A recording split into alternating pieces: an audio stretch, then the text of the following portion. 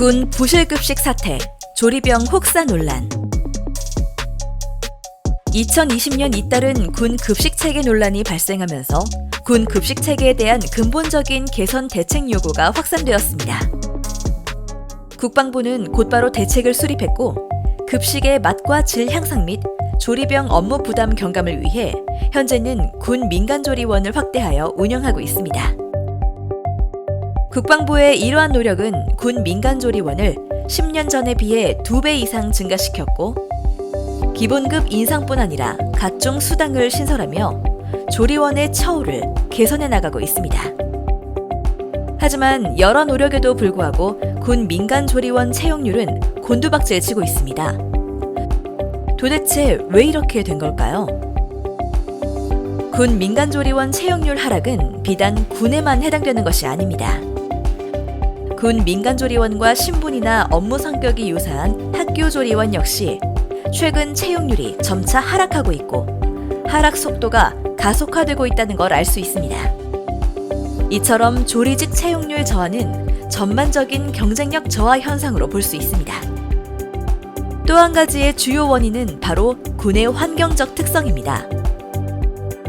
격오지와 같은 특수지역에서 근무해야 하는 군의 열악한 환경 특성 때문에 근무를 꺼리는 경우가 많기 때문인데요.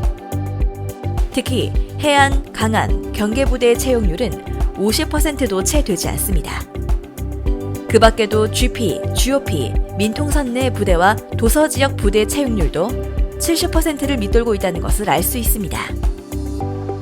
이 같은 채용률 저하가 계속되면 또다시 군 급식체계에 대한 논란은 반복될 것입니다. 군 민간조리원 채용률 개선, 어떤 노력이 필요할까요? 첫째, 군 민간조리원의 운영 환경과 식수 인원을 고려한 합리적인 정원 산정이 필요합니다.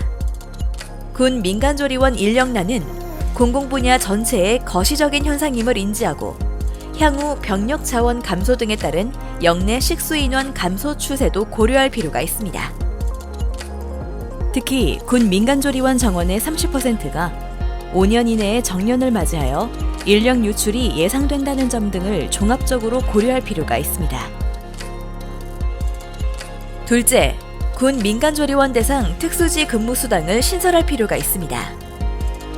특히 채용률이 저조한 특수지역은 인력의 충원이 시급할 뿐만 아니라 특수지 근무 수당은 타 공무직이 이미 수령하고 있는 수당이기 때문에 공무직 간 형평성을 위해서라도 반드시 필요합니다. 특수지 근무수당 지급 기준을 토대로 예산을 산정했을 때 현원 기준 약 0.4% 예산 증액이 소요될 것으로 보입니다. 또한 현재 특수지역의 결원이 전체 결원의 17%이므로 예산 0.4% 추가 투입으로 결원의 17%에 채용 인센티브 제공이 가능해집니다. 이는 채용률을 개선할 수 있는 가장 합리적인 대안이 될 것입니다.